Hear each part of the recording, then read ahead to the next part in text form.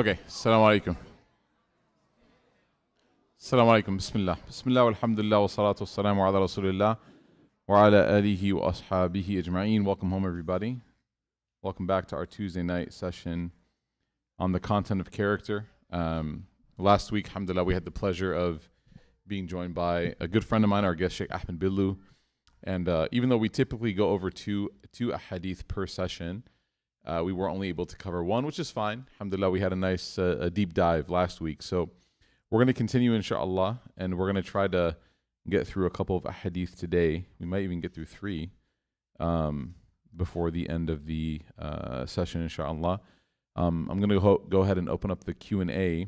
I do have to say that tomorrow is my kid's first day of school, so I will have to sneak out right after class, inshallah, because they're a little bit nervous and stuff and just upset about going back to school. So bedtime, it would be helpful if I was there to be with them for bedtime, inshallah. So I hope you guys can understand that, inshallah, and give me permission to head out right after the session, inshallah. Jazakallah khairan. Okay, bismillah. So we're in the midst of like this thread about character. And one of the points that we brought up last week was that character is like it's an elusive science, right? Having good character is something it's not easy, because character is really what comes naturally to you in every situation. We made the point last week that when we can behave well without thinking about it, that's when we know that we've improved our character. But if we have to stop really and think about it and strategize and really curate the response, then that's not exactly, it's not the best of indications, right? Character should be something that's intuitive. It comes naturally. So we come together every Tuesday to try to see how we can work on achieving these pieces. And last week we talked about the hadith that was attributed to the Prophet ﷺ, إِذَا أَرَدْتَ أَن تَذْكُرُ عُيُوبَ غَيْرِكَ فَاذْكُرْ عُيُوبَ نَفْسِكَ. That if you ever feel the desire to mention the flaw of somebody else, then remind yourself of your own flaws. So this is one of those, again, gut chuck moments, right? We all have eyes. We all have the ability to notice things that other people have done wrong. And in those moments, it's satiating, feels good to bring up the mistakes that others are making, because it's always good to focus on someone else's mistakes rather than our own. The Prophet ﷺ here is saying that when you do that, the natural response needs to turn into, instead of focusing on the other person, to instead remind yourself of your own shortcomings. Because as Sayyidina Umar, he said, summarized in one of his statements, he said, I'm not becoming better by criticizing other people. I'm only becoming better by criticizing myself. That if I criticize others, I'm walking away from that moment, that gathering, not improving, right? It's not necessary that I've improved if I point out that somebody doesn't pray on time. It doesn't make me pray on time. Or if I point out that somebody is doing something wrong, it doesn't mean that I'm protected from doing that wrong thing. Or if they don't dress properly, it doesn't mean that I'm dressed properly, right? The idea is that pointing at other people's flaws does not guarantee your success. So rather than focusing on other people, the Prophet ﷺ says, focus on yourself. Now, one of the ways that you can do that, and one of the ways that you can develop this intuitive response, this character that's natural, okay, this authentic good character, is to be a person of reflection, to be a person of reflection. You know, one of the things that I think is so interesting in life, like whenever you are learning something new, whether it's in the kitchen or whether it's like athletics or fitness or anything at all, is the idea of segmentation. Do you guys know what segmentation is? Assalamu alaikum. Good morning, everybody. Segmentation, right? I know it's been a long day. Let me answer that for you. Segmentation is when you break something down or break something up into more distinct pieces so that you can master one at a time, and then in the end of it, you've mastered the entire thing. So when you're teaching, for example, a person to shoot a basketball, you don't teach them to shoot a basketball by teaching them to shoot a basketball. You actually start with their feet. The first thing that you have to teach them has nothing to do with their hands. It starts with their feet, because a person can't shoot well if their feet are not set. And so you're actually like, okay, we're going to work on shooting today. And the kids get excited. Yeah. You say, okay, everyone put your balls to the side. And they're like, what? And you say, okay, now everyone start rocking back and forth on your heels to your feet, And you make them do that for like 6-7 minutes.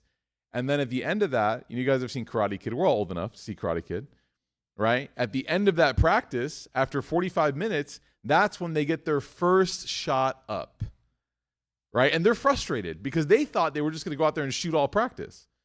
But instead of going out there with the basketball and take as many shots as you want, and your shot is broke, it's ugly, right? You're trying to build it fundamentally from the ground up. And so it's the same thing. If you've seen Karate Kid, right? He didn't just teach him how to do karate. He taught him through segments. The Prophet ﷺ teaches spirituality in the same way. He teaches us how to become better people, not by just saying be better, right? That's not a very complex, nuanced understanding of how to get better. Just be better. Just do better. It doesn't always work that way. Sometimes things have to be broken down into more digestible steps and approaches so that a person can make that tangible growth. So what does the Prophet ﷺ say is the beginning of good character, of improving good character? He says it's the first step is to be a reflective person, to be a person who is reflective, who thinks deeply.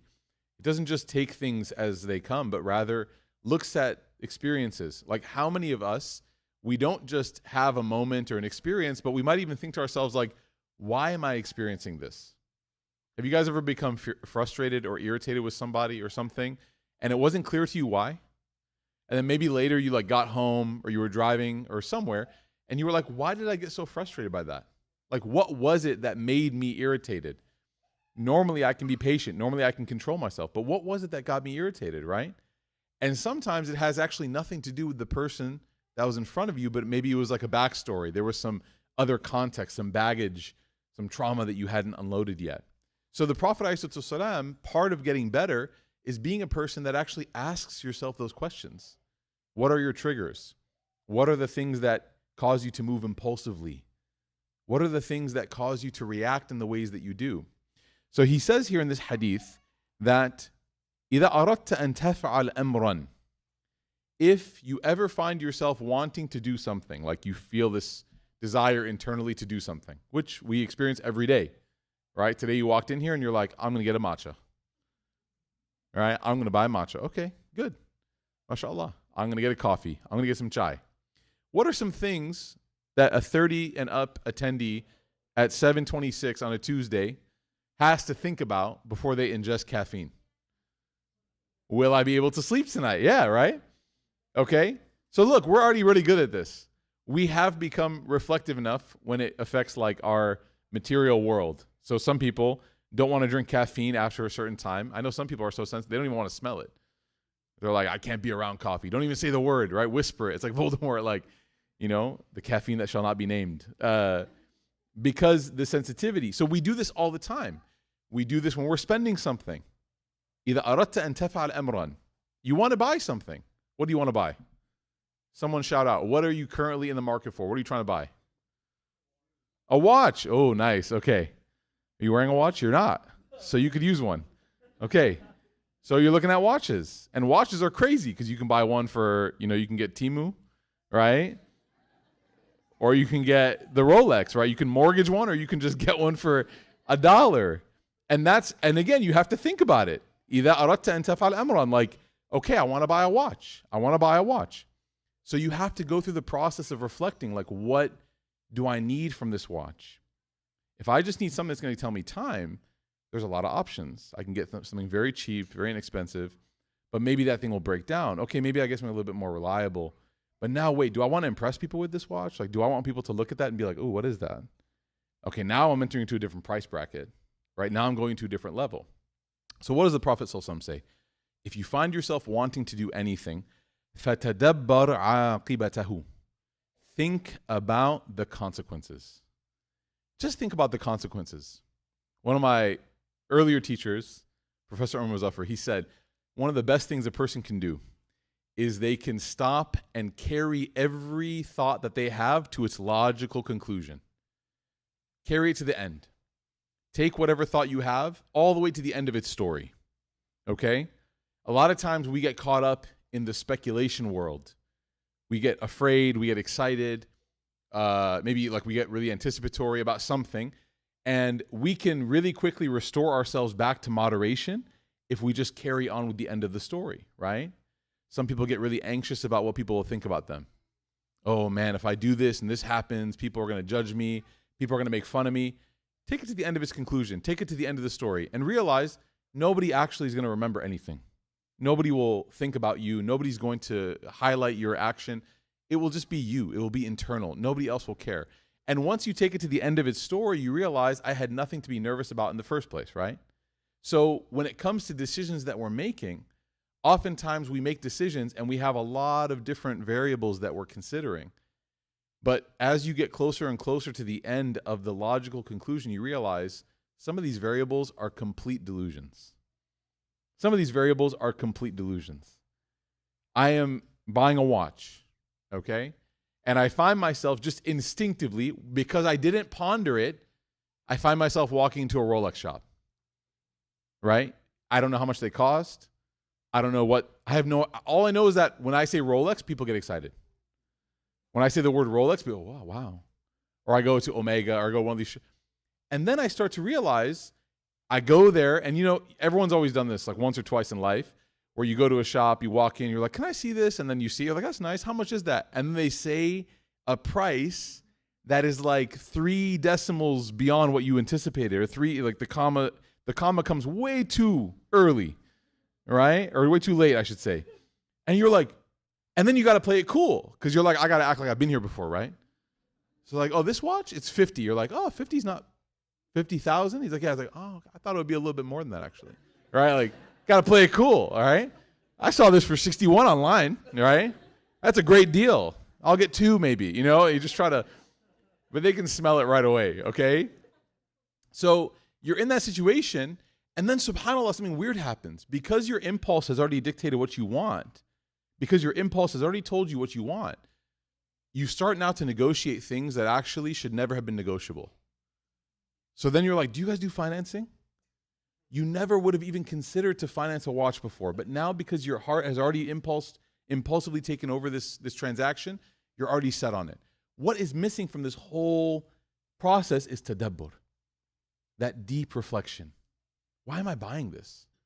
We do the same thing with houses and cars. We do the same thing with clothes. We do the same thing with everything. We do things because we are achieving an unknown goal. It's unnamed. And if we were courageous enough to name it, we would feel ashamed. I'm only doing this because I want people to be impressed by me. I'm only doing this because I want people to think that I'm more than I am. Or that I'm only doing this because of this. I was talking to somebody one time who was going into a doctoral program. And this doctoral program, it was interesting. I mean, they weren't giving stipends. In fact, you had to pay to be a part of it. So it's a very expensive program. It's like in the hundreds of thousands of dollars to get your PhD. And I remember having this conversation with this person. I said, why are you doing this, man? Like, it doesn't seem like it's a logical step for you. You're investing a lot of money into this. It doesn't seem like it's going to have a big ROI for your career, for your life. Like, what is the purpose of this? Explain to me. Is there some unknown career track that I'm not seeing that's waiting for you at the end of this? And he responded very truthfully, props, but it was unfortunately a horrible thing. He said, I just want to have those letters at the end of my name because I want people to respect me. And it was one of those moments that was so pure and so innocent in its nature, but it was so disappointing that people will be willing to take on hundreds of thousands of dollars worth of debt just so that people respect us. We don't realize that you don't have to spend money for people to respect you. People will respect you for free if you just have good character. So the Prophet ﷺ, he says, فَتَدَبَّرْ عَاقِبَتَهُ. Become a person that does not commit to something until you ponder, what are the consequences of this thing that I'm doing? He's not talking about spending weeks and weeks and months. He's talking about just giving it a moment. Give it a moment. There's actually nothing wrong with giving yourself some time. I know we do feel this pressure to be immediate in our responses. One of the scholars that we used to sit with, he used to have question and answer sessions after. And whenever a question was asked, sometimes he would literally say out loud on the mic or like in the classroom, he would say, can you give me a few moments? Give me a few minutes. He would say that. And everyone's sitting quietly, just like everyone here. There'd be a question and he would say, give me a few moments. And he would just think. And he would sit there and he would make dhikr and then after it felt like an hour, but it was really like 5 minutes. he would start to kind of give his thoughts, right? And sometimes he would come up with a solution. He would come to an answer. Sometimes he wouldn't. But he didn't have any shyness or shame in taking time to ponder the consequences of his words. So as a community, the Prophet ﷺ is teaching us the value of being a person of tadabbur, deep reflection, deep thought. Not just what is this going to do for me, but what are the intended consequences? Number one, that's easy. Usually we can all pretty quickly identify what the intended consequence of something is. But what are the unintended consequence of something? Like, what is the unintended repercussion that I'm not seeing right away? But if I do this, there's an unintended thing that I'm not able to do. Okay? I have a friend who's a really, mashallah, pious guy. And he mashallah, earns a lot of money. And he bought a car, and he bought a car that was well below what he could afford. And I remember asking him, like, why didn't you get something nicer, man? You drive a lot. He's tall. He bought a small car. I said, like, as a fellow tall guy, like, you could justify it, man. No one would judge you. No one would say, like, oh, look at this guy, trying to show off. Everyone would understand. And he said the most beautiful answer. He said, I did this so that whenever, like, I get an opportunity to give sadaqah or charity, I'm never so strapped that I can't give. I would rather have, like, a low monthly car payment than have, like, a very high payment and then have to, like, scrape sadaqah together. I'd rather have, like, a low payment so I could always give open-handed. And that was his mindset. See, you can get a car and the intended consequences are obvious. How comfortable, what's the mileage, what's the range, what's this, what's that, resale value. But the unintended consequence is what? If I do this, what happens to my cash flow? What happens to the amount that I can give in charity? What happens to the amount that I can spend on my family in terms of just basic things that every person should be able to spend? There are some people that make a lot of money, but they're living paycheck to paycheck. It's ajib. They make a lot of money, but every month after they're done getting their income and they're done spending, they have very little left. Because why? They didn't ponder the unintended consequences of the decisions that they were making. So the Prophet ﷺ, he says, فَتَدَبَّرْ عَاقِبَتَهُ. Then he says, okay, he continues, فَإِنْ كَانَ خَيْرًا فَامْضِيهِ. If it's good, then carry on. Sounds like a very, like, logically obvious statement, right? If something's good, then do it. But there's a hidden complexity here. What's the hidden complexity? If something's good, go for it. That's what he's saying. That's what he's going to say next. Good job. Or yeah, that's what he's going to say next. But what's the hidden complexity here? What's he not saying that he actually is saying? That's a little deep. You can never tell if it's good or not. That is true. We don't actually know. But then what would be the point of him saying if it's good? So we have to have some metric. Where's the hidden complexity? What does good even mean? Good for who? What does good mean?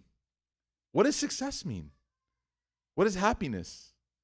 You see, that word, فَإِنْ كَانَ خَيْرًا, if it's good, all of us in this room have a different definition of that. So some of us are like, if it's good for me, if it's good for my health, if it's good for my family, if it's good for my akhirah, my afterlife, if it's good, everyone has a different definition of good. And that definition can change based on the season that you're in.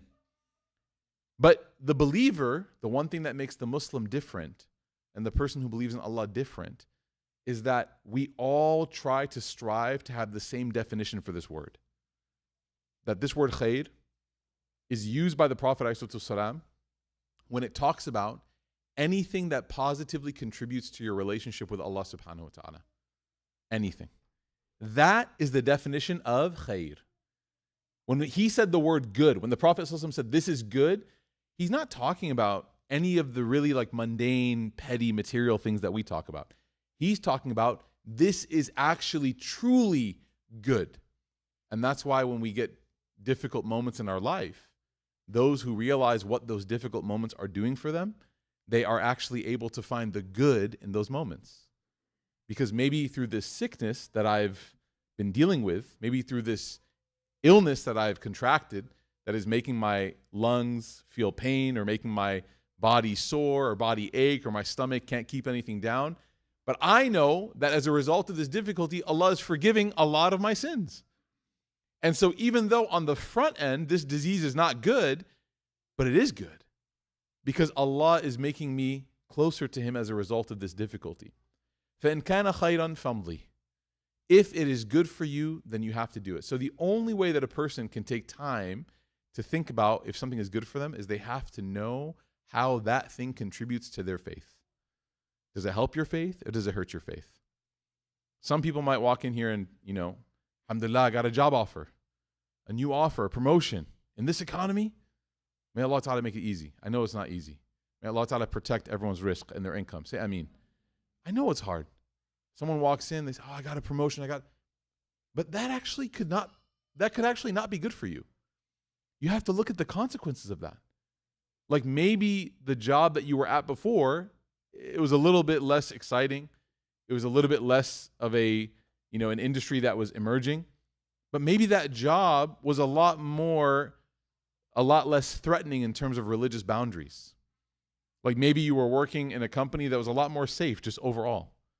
Right? You worked for someone name a safe company. Completely safe. Toyota? Okay, yeah. You work for Toyota? Oh, okay. he's like, please, Toyota, please, right? Yeah, like you make like Legos. Okay, yeah, you work for Lego. Okay, like you work for Legos. Like, what's haram about Legos? There's no gelatin Legos, right? There's no Jack Daniels infused Legos. Like, Legos are not being used by, Lockheed Martin. Everything is fine with Legos. You can't buy Legos on interest. Everything's good. And you're like, you know what? This is good, but I'm getting a job offer from DraftKings. I'm getting a job offer from Chase Bank. I'm getting a job offer from here. Where now you're starting to see, okay, there might be a little bit of that doubt that's creeping in. Right? And subhanAllah, there are moments where Allah Ta'ala will place opportunities in front of you, whatever, and you have to decide, is this good for me or not? Now, let's say that both options are equally Islamically permissible. Like there's no concern, there's no question, no fatwa needed, right? But one job, the manager, right, the managerial structure, the culture, is a lot less friendly towards your religious values and practices. Let's say that Jumu'ah is a lot easier. Taking Fridays to go pray. Ramadan's a lot more flexible. People understand. They're supportive of the needs that you talk about there. And let's say that the new job pays higher, much more, mashallah, esteemed, and on your resume is going to look great, right? You get to work for one of these big companies. But let's say that they're like, we have a policy, like our weekly meeting is Friday at 1. Our annual offsite is Ramadan. It's like, how's that work? It keeps moving. We follow the lunar calendar here, And you're thinking to yourself, like, that's not fair. Like, my other company didn't pay me as well or didn't have as much, growth, but it may not be khair for you then. So what's khair on paper may not actually be khair in the divine realm. That's the point. You have to think deeply about the impact of the thing that you are hoping to do. And that takes a little bit of time. It also takes shura. There are people in your life that have already gone through that process. There are people in your life that have already done what you're thinking about doing. And their wisdom, there's a statement in Arabic where it translates to, don't ask the smart person, ask the experienced person. Because you can be smart in theory. Like you can be smart in theory. ChatGPT is smart in theory, but it's just AI. It hasn't lived that experience. Ask someone who's lived it, because that person will be able to tell you. One of the things that's so beautiful recently that I'm seeing, like, mashallah, Islamic scholars, when they answer fiqh questions, there'll be a question like, can I do this? Can I do that? And the scholar will say, like, yeah, it's possible, but have you ever, like, spoken to somebody who tried that? Because you might find out that even though it's on paper, it's, like, technically possible, it would make your life very, very challenging. It would make your life very challenging. And when you speak to somebody who's lived through it, that shura, that counsel, becomes like gold in its impact on you being able to determine, is this khair or not? And then the Prophet ﷺ, he says, وَإِنْ كَانَ شَرًّا فَانْتَهِي. And if it is evil, then you have to stop it. Then you have to desist. there's a couple operative words here that we'll get to.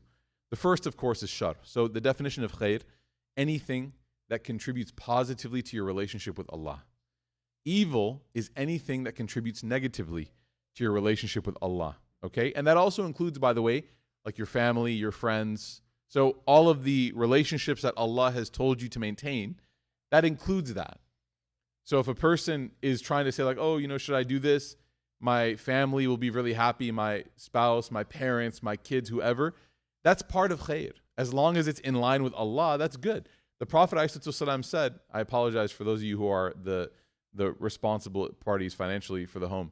I'm about to ruin your life a little bit. So the Prophet ﷺ, he said, Al-infaqu ala ahli sadaqa. Spending on your family is considered charity. It's actually sadaqah.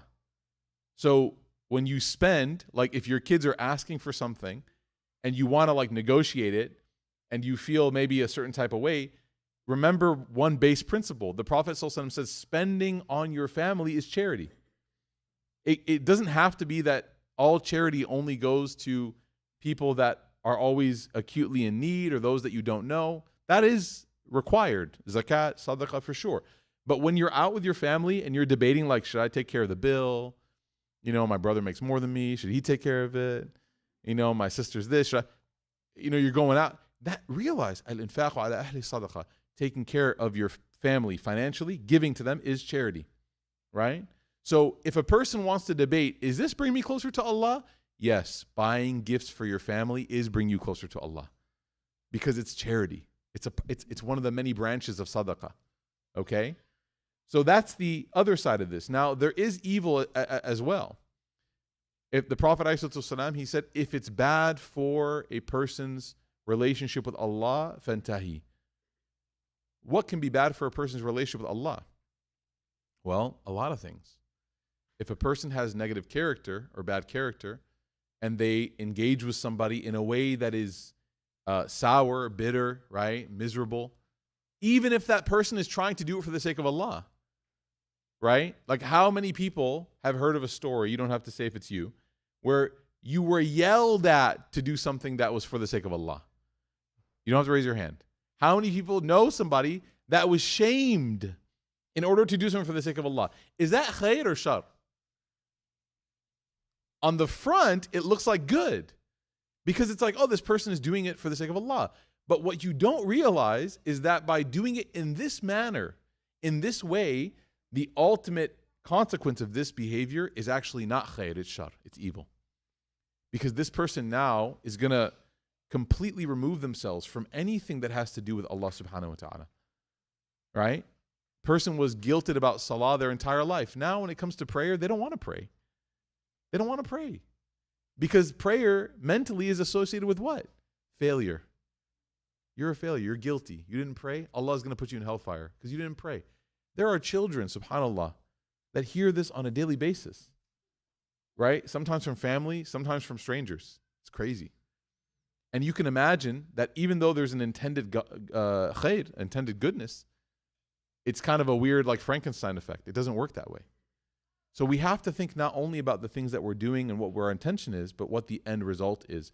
The Prophet ﷺ says, if it's bad for you, fantahi. Now this is a very interesting play on words because famli means to continue something, to persist, to let it go. Fantahi actually means to hold yourself back. And what is hidden here in this hadith, this meaning here, is sometimes the thing that is most evil for you is the thing that your nafs actually wants to do. And you have to hold yourself back. Think of your nafs. Think of your internal, your energy, your spirit. Think of this as like a wild horse. And the only one that can ride this animal, that can control this horse, is the one who can control the reins. The person who understands. And it's not just simple as pulling on it, right? There's a language that horses understand. If you've ever ridden before, you know that. Slowing, stopping, turning. There's a language that they get. These reins, it's not just a rope. It's a communication mechanism that the rider understands. You have to know yourself well enough to know how to stop yourself. You have to know. Sometimes it's as simple as not even giving yourself an option. You have to know that. I was talking to a physician recently, and we were talking about health, and he was saying, the best thing for families who want to eat healthier? I said, what? He said, don't even buy the garbage stuff, man. Just leave it out of your house. I said, even a little bit? He said, even a little bit. I said, just a small bag of Doritos? He said, none. He said, because whatever you have in your house, you will and your family will eat it. Sometimes the only thing to stop yourself is you tell your nefs, no chance. There's no chance. I'm not even going to consider this. You discipline yourself. There is no snooze button at Fajr. There is no snooze button. Why? If you hit a snooze button, your first prayer is Dhuhr that day. First prayer on time, I should say, right? So sometimes there has to be no negotiation. There's no negotiation. That's sometimes how strong the nafs is. You can't give it a negotiation because it's very slick. Very slick. There are other things where you can't really deprive your nafs because you need it. Scholars use the example of eating. They use the example of eating. They say if a person wants to master themselves, discipline themselves, you have to make some categories. Number one is none of this. Number two is you got to be able to give some. And this is where, for example, if any of you have kids or you have been around young people, you know that this 100% restrictive ideology does not work. I was once at a house for Eid a long time ago, 10 years ago. And all these kids walked in on Eid and they were having fun and the parents had got goodie bags and all that.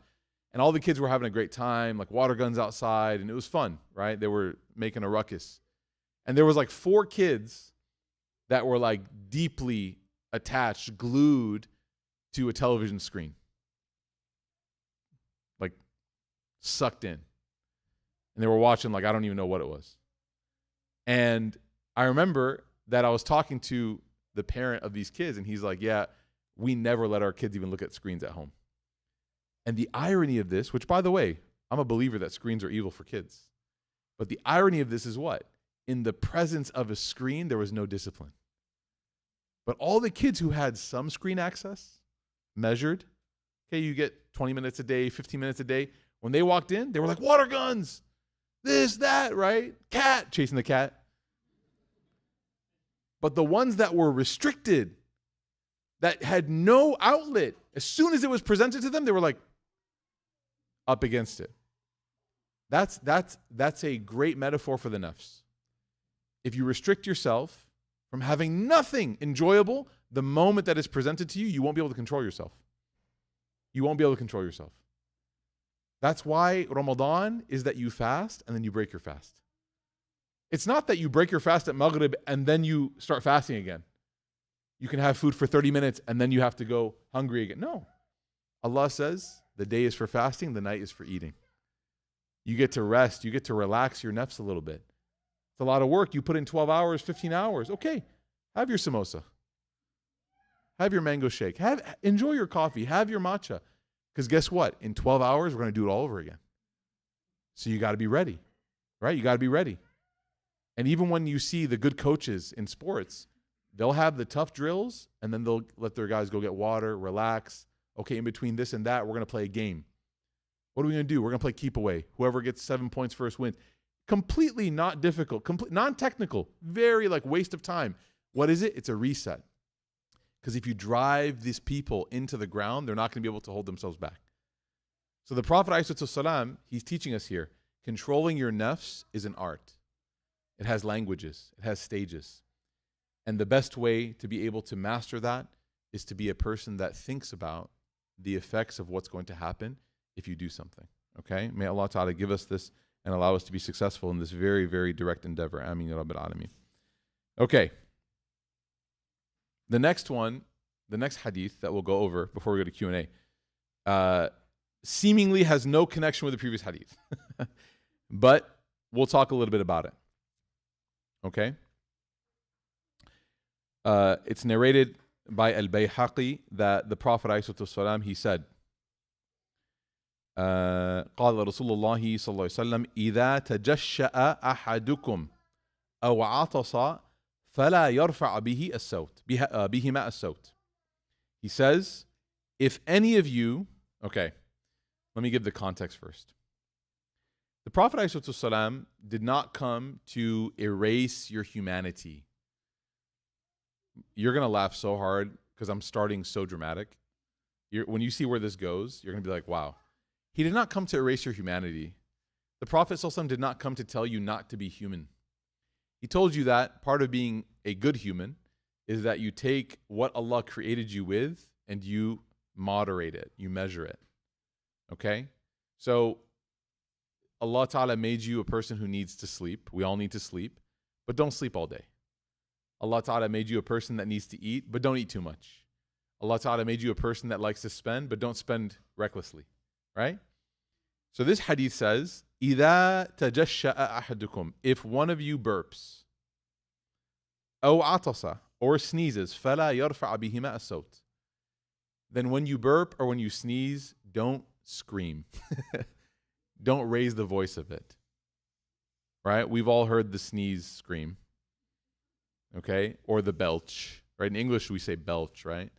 If any of you are to... Now, why is the Prophet ﷺ addressing this? Seems like something that is beneath the station of like what a messenger of God should talk about. Well, because character is all-encompassing. Character is all-encompassing, right? And the way we carry ourselves is not only in the things that we can control, but also how we engage with the things that are natural, that are human, okay? And this is a literal hadith in the sense that, yes, when you burp, if you feel the need to burp, which is a human expression, right?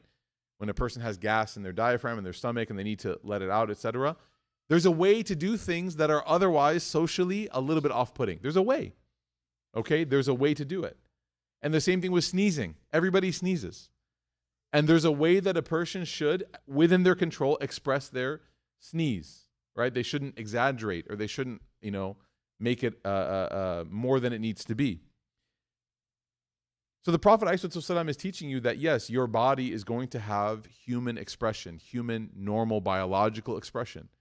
And in that, you can't just give yourself the excuse that, well, this is how I am. I just sneeze loud. I burp loud. Or the famous Desi uncle, I burped because it was good. It was delicious, right? That's my compliments to the chef.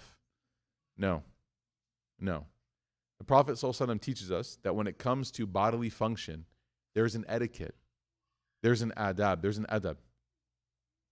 And some of these things might seem, again, over the top, too much. Why is Islam restricting this? No.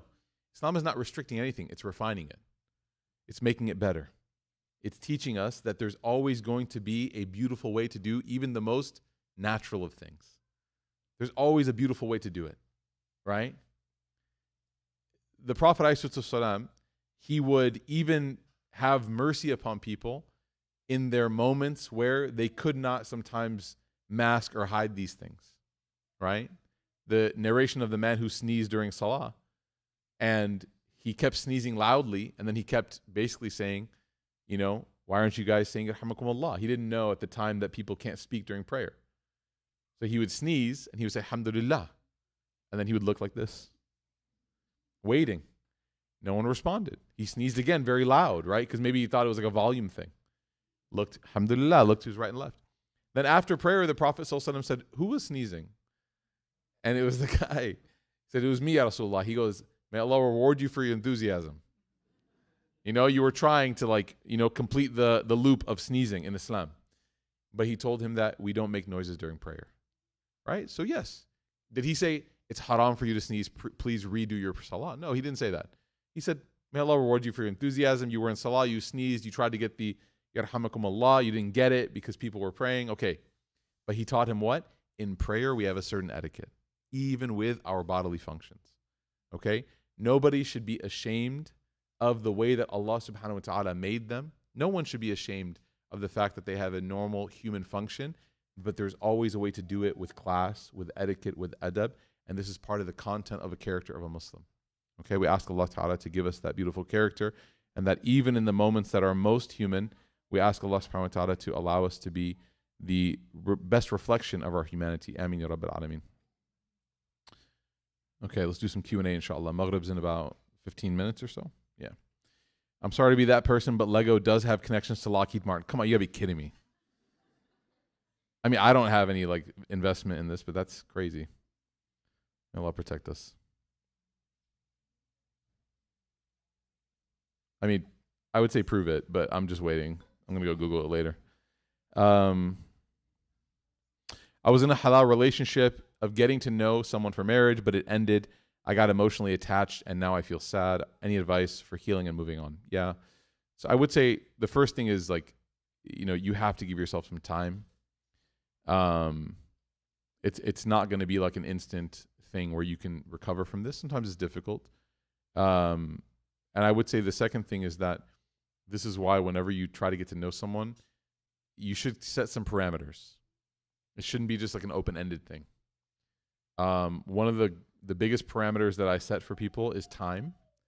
I tell people that, if you're getting to know someone for marriage, if you don't know within the first 90 days, then you're not marrying that person probably. Like you should know. 3 months. This also includes like the way in which you interact. It shouldn't be private. If you're going to meet each other in person, it should be public. You can get coffee, go out with like married friends, right? Let's say you have a friend who's married to, and then, his wife or her husband can be the counterpart. Okay, that's good. If you have siblings, that's good. Family, that's good. But you shouldn't be spending a lot of time alone, because that's where a lot of these, these advised sort of thresholds can be crossed. And that's really that's what Islam tries to protect against. Feelings and attachment and emotional connections can really only happen when certain milestones are crossed. And so when those milestones are crossed, typically Islam would say those milestones are meant to be reserved for a relationship that is formal. And when a person expresses those emotions before the formalization of the relationship, they're risking the damage of those emotions not being fulfilled. Right? You get what I'm saying? So if you guys get coffee number 1 and you're already dropping I love yous and smooches, then it's like you're opening up a emotional expression that may not be able to be fulfilled. Do you understand? And so it's not about like, oh, don't be emotional, don't be connected. No. It's saying what? Withhold what is reserved for a meaningful relationship until it's time. And you can decide the timeline. Like you can say, yeah, after like a month, yeah, I mean, we're definitely into each other. Let's get married. Bismillah. Let's move forward. That's your choice, right? But to express those things before the time is right, it definitely leaves you vulnerable. It definitely does. It's your choice. It's a risk. But it definitely leaves you vulnerable. It's human. It's human. So I don't fault people for it. I don't say like, oh, how dare you, right? But there is some wisdom in being a little bit precautionary with regards to those things, right?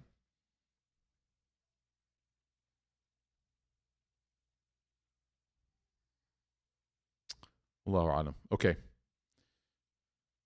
And then I would say just spend a lot of time with people that can get your mind off of things, inshallah. Don't sit there by yourself. And make sure you delete the text message threads and all that. Okay. I know do all that. That's assumed, right? I know we're taught to tie our camels and trust in Allah, but I wanted to ask, how can one truly internalize tawakkul and make it a learned habit? You have to just keep doing it.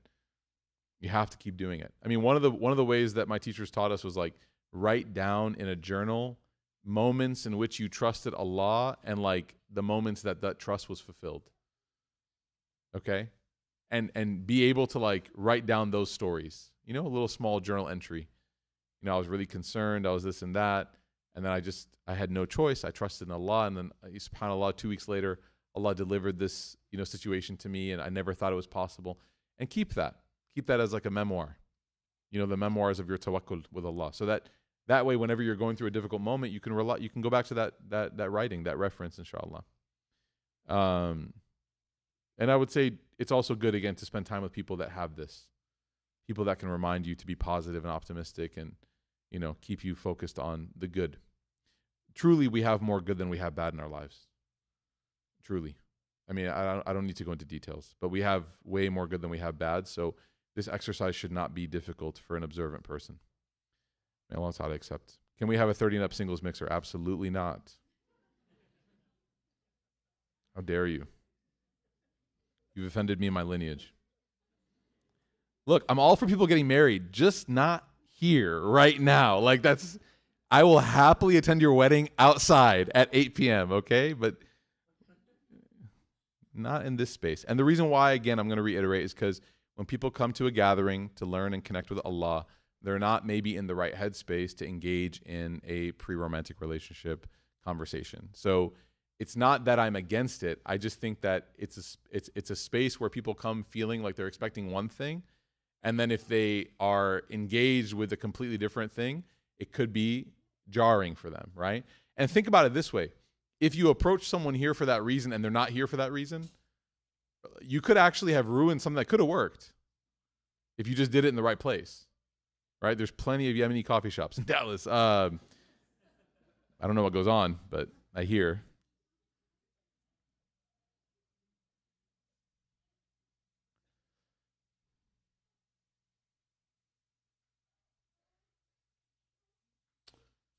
What is my responsibility to an older sibling who you feel like every conversation, discussion is hostile? Both are adults, but we want to maintain the ties of kinship. Yeah, subhanAllah. Human nature is undefeated in a lot of ways, and I think that one of the biggest challenges is that we know the ideal of Islam and the Prophet ﷺ, but then we run into like human reality. So we know, for example, like what the Prophet ﷺ taught about this and about that. And then we are like, this is so great and inspiring. And then we go home and we're like, man, but my life is not like that. And that's okay. That's why there's stories of prophets in the Quran that had challenges at home. They had challenges with their parents, their kids, their siblings, their spouse, etc. And that's not to say that, you are dealing with the same intensity of those challenges, but those stories exist to give you some consolation, right? So understand that Allah Ta'ala will not judge you based on the success of an endeavor that requires more than one person. He will only judge you based on your effort. You can't convince someone else's heart to do something. I can't go inside of there and hit a switch. No.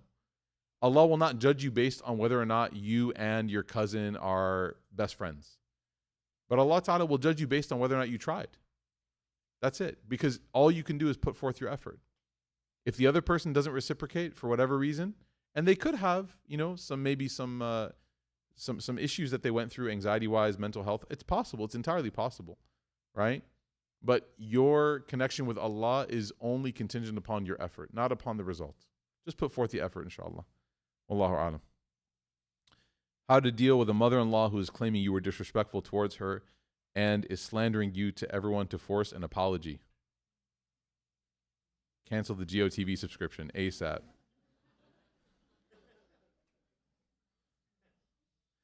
I have a theory, by the way. I really do think that a lot of in-law, what do you want to call it? Drama. Yeah, that's a nice way of putting it. In-law interference, in-law issues. I think it honestly comes from, wallah al-azim, I'm gonna find a thesis paper on this somewhere. Some PhD student at Cambridge wrote this probably. I think the hyper dramatization of marriage and in-law relationships in Arab and Desi fiction has like ruined the standards for family dynamics. I'm 100% convinced of this. I think that part of the reason why, there's obviously all the other stuff too, like jealousy and whatnot, but I do think that the courage that people have to articulate such crazy bakwas, like such crazy stuff, garbage, is because they saw it played out in front of their eyes by actors and actresses, and they're like, oh, okay, and they internalize it. Wallahi, I'm convinced. I one time was talking to somebody. It's crazy. I was talking to somebody one time who said that. So he, I'm trying to think of the relationship. So his sister, okay, so I was talking to a guy. His sister was married, right? And her husband's mom lived with them. And they had kids. So this guy that I'm talking to is the uncle. He's the maternal uncle of these kids. And they love their uncle. He comes over, plays sports with them, hangs out with them. And one time it came up that, when's the last time you saw your nephews and nieces? And he was like, I haven't been there in a long time. I said, why? He said that my brother-in-law, his mom forbade me from coming to my sister's house. And I was like, that's weird. And this guy's like, really good guy. So I'm like, that's weird. What happened? Like, what happened?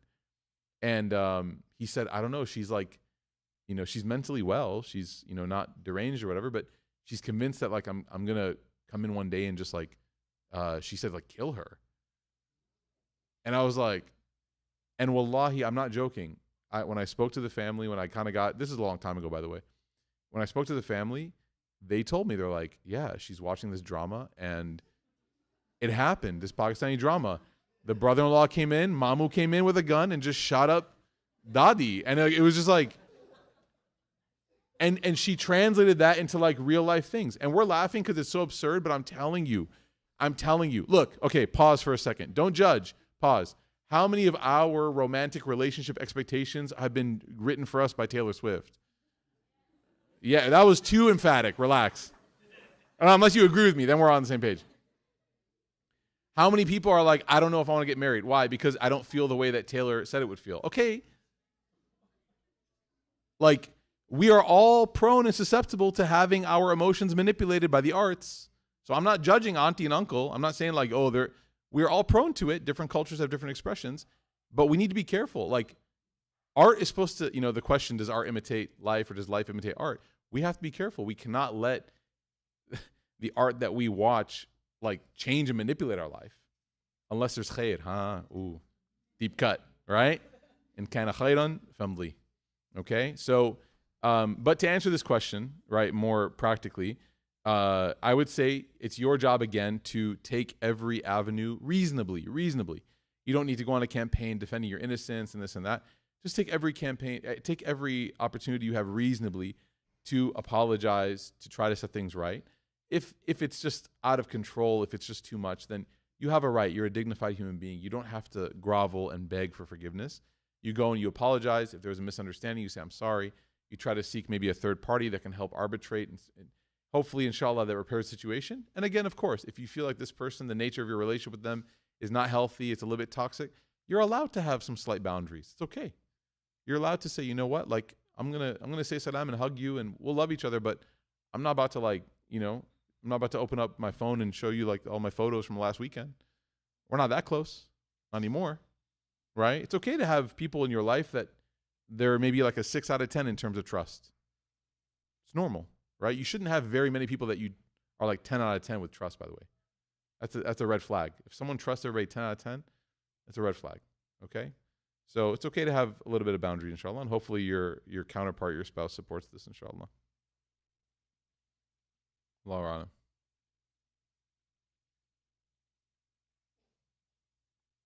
I'm a flight attendant. I love it. I have taken the whole month of Ramadan off and have been able to attend Jumu'ah and been able to pray at work. The downside is that I have to sell alcohol, subhanAllah. I wanna leave everyone with this really, really amazing story that I heard that I think it kind of communicates correctly the nature of Allah subhanahu wa ta'ala's expectations of us, okay? It's our job to do what we can to make sure that our income is halal. That's part of our responsibility, to do what we can. There's always going to be questions, and that's why you go and you seek out answers, not from the internet, but you seek it from scholars that can give you a better understanding and can hopefully, inshallah, give you clarity on your earning and the permissibility of it, inshallah, okay? But I want you to know as well that in every scenario in life, in every career and industry, you're going to have these ethical forks in the road. There's no career in which, think about it, like you could be doing the most halal thing, apparently not Legos, thanks a lot. But you could be doing the most halal thing ever, and like when it comes time to pay your workers or to like reconcile the books or like submit taxes, you're going to have ethical issues. You're always going to have opportunities to make what is the right choice or the wrong choice. Allah Ta'ala rewards a person that goes out of their way to do the right thing, even when everyone else says do the wrong thing, as much as they can in that given capacity. There's a story of a Muslim flight attendant. There was a sheikh on a plane that was traveling, and there was a woman who was Muslimah, and she was a flight attendant, and she was serving all the people flying, and she was talking to the sheikh, and she was basically like, it's so good to see a Muslim, and like it makes me feel like like I'm seeing a family member, and they were just connecting on the whole like being Muslim tip, and they were kind of vibing on that. And then she said, it's tough sometimes, like when you're a flight attendant, you don't get to really like express your Islam a lot, and and all these things. And she mentioned the alcohol thing. She said like, sometimes I have to serve alcohol. And the sheikh said that like when she was saying this, she started crying. And she felt very emotional and regretful, of course. And that's why she's crying. And so the sheikh said, I asked her, like, how do you handle it? How do you handle it when you have to serve alcohol? And she said the most beautiful thing. And I hope that we can all appreciate the beauty here. She said that I do my best to avoid it. If I can have my partner pour it and serve it, I ask them to. But if it comes down to me and I have to do it, she said, I always make sure to serve it with my left hand. Which, if you understand the value of that, it's actually one of the most beautiful expressions of devotion to Allah. I'm in this situation right now. I don't want to be in this situation. I'm here. I'm morally being pulled left and right because I know I don't want to be a person who even has to deal with this conundrum. But in this moment where I have to do it, and there's things at stake, I have bills to pay, I have family to take care of, and I have to do this, I'm going to do it in the way that is the least dignified and honorable based on the body that God gave me, which is I'm going to use my left hand, which Muslims don't use for anything that is pure, right? We don't use it for like eating or anything. I'm gonna use that. Allah, again, I can't speak on behalf of Allah, but from what we know about the Quran and Hadith, Allah loves people's effort. He loves our effort. And I wouldn't be surprised, I don't know, but I wouldn't be surprised if Allah completely changed her situation as a result of that sincerity. There will be moments where people will just do the right thing in as much as they can. They won't be able to change the nature of the situation, but they'll do the right thing in as much as they can. And because of that sincerity, the door that they were waiting for Allah to open for them will open. Because why? Because in that opportunity, they didn't just say, who cares? Allah doesn't really care. I'm not the one drinking it. I'm not the one this. I'm not the one that. No. This person said, I hate the fact that I have to do this. I'm making tawbah the entire time. And in fact, just as a way of showing Allah how sincere I am in my regret, I'm not even going to dignify this service by giving it my right hand. I'm going to give it my left hand. It's the small things that Allah Ta'ala loves. So to this individual who does this, may Allah Ta'ala make it easy for you. And may Allah Ta'ala open doors for you that you can, inshallah, be removed from anything that contradicts your faith and your values. Ameen ya Rabbil Alameen. Also, just say you're allergic to alcohol. Let's see what happens. I do that a lot, by the way. May Allah Ta'ala make it easy. May Allah Ta'ala refine our character and make us better as Muslims and allow us to always have, inshallah, a deep connection with Him and His Messenger and the Sunnah of His Messenger. Jazakumullah khairan. Subhanakallahumma wa bihamdik. Nashhadu an la ilaha illa anta nastaghfiruka wa natubu ilayk. Inshallah, I will go ahead and take leave again just to run home and get my kids to sleep, inshallah. They've been going to bed at 10:30 every night in the summer. So please make dua that Allah provides melatonin miraculously in their body. Okay. Assalamu alaikum wa rahmatullahi wa barakatuh. If we could have some help, inshallah, putting the back jacks away in the front, and then also for anyone who wants to come back after Maghrib and help us put the chairs away, we would deeply appreciate it. Jazakumullah khairan. Assalamu alaikum.